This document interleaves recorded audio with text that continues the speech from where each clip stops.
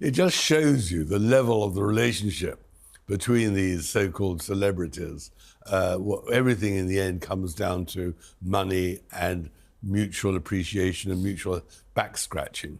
What can we read into the fact that David Beckham, no longer friends with Harry and Meghan, has now aligned himself with the King? Is that the direction of travel for other superstars, not just superstars, but kind of world leaders or movers and shakers in the world? Is that where other people will start heading? Well, not start, they always have. I mean, to appear in a photograph with the King has always been a sort of a big plus sign. And of course, for Beckham, who is desperate always to get his knighthood and be part of the establishment, the photograph of him with the King was worth a lot. I mean, I wouldn't put it as much as friendship. I think there's a mutual interest in all this. I think the King will find Beckham not the greatest ally. He won't get him any money. But on the other hand, for Beckham, it looks good because he's standing next to the King. But then many people stand next to the King. So I don't think it's anything remarkable at all. Oh, well, they bonded over honey, apparently. Well, the newspapers say that. You know, they can bond over honey. But, you know, Charles by now and his officials know exactly the value of a photograph, and it didn't damage either of them. But it's not, in my view, it's a sensational development.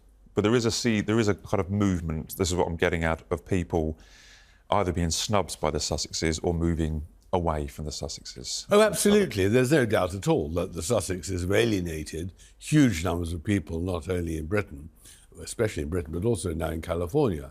I mean, the whole point is that they suck. They suck from people. They want to be aligned with famous people to improve their own status.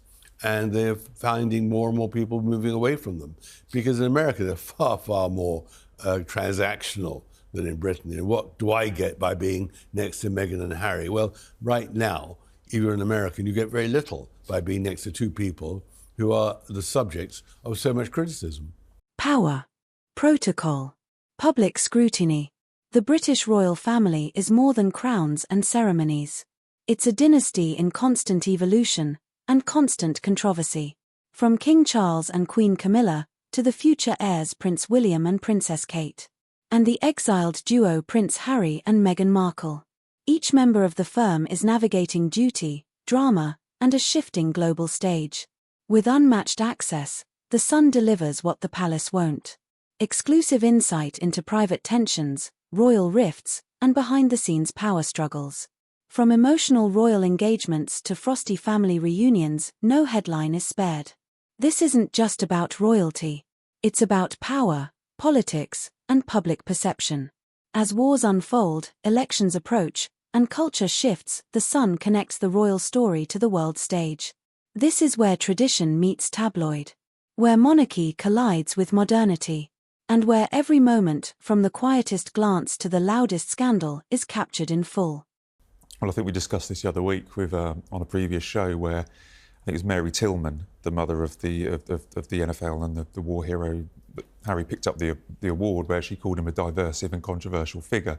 And I feel that phrase, along with effing grifters, are things that are currently associated to Harry and Meghan that are going to stick around. They are divisive figures. You know, they are controversial figures, and that's a problem that they will need to solve if they... Well, I think they can solve it. I mean, in the momentum is either up or down. If they disappear entirely from view, they lose credibility, lose value, lose worth. And if they're in public view, like the Tillman Award or other awards that she has received, or their ridiculous trip to New York when they were claimed to be chased by the paparazzi, they can only lose. And the trouble with the Sussex is they are losers now. They are people who don't have credibility. They are people, in the end, who suffer from being worthless. What do they contribute to society? That is their problem, and they're constantly seeking a role. But in my view, they're going to find it very, very difficult till I write the second volume called Downfall. Well, on that note, we should stop speaking about the Sussexes. But I just want to wish Thomas Markle, obviously, we wish him a happy birthday and wish him the best of health. Exactly. 80 years old, it's quite remarkable.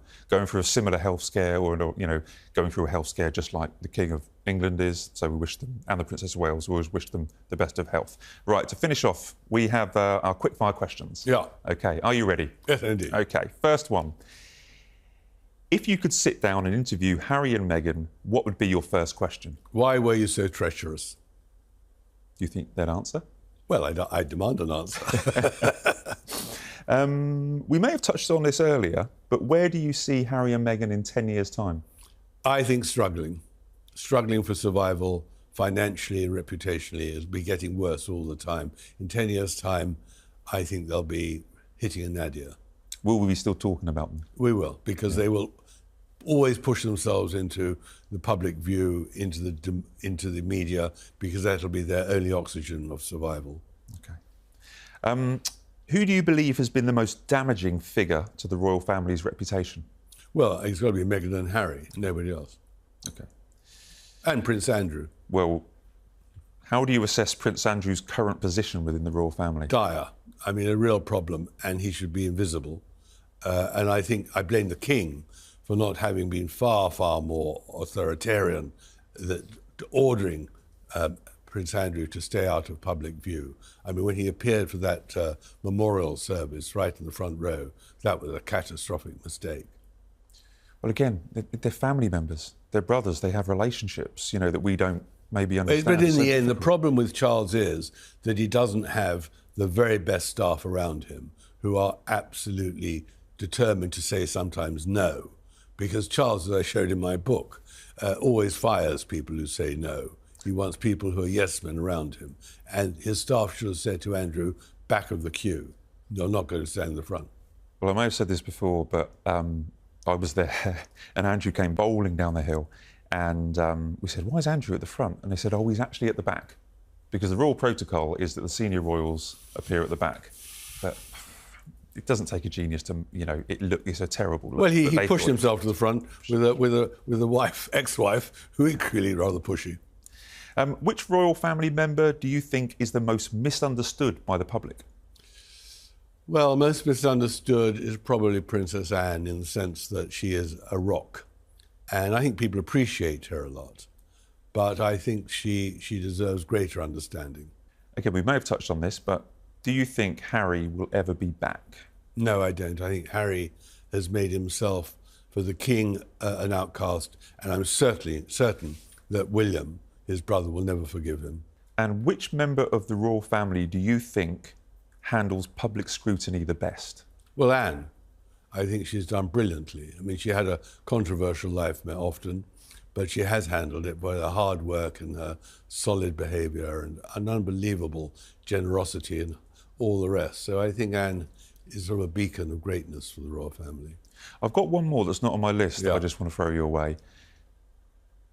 Which member of the royal family who you haven't written an in-depth biography or book about would you want to?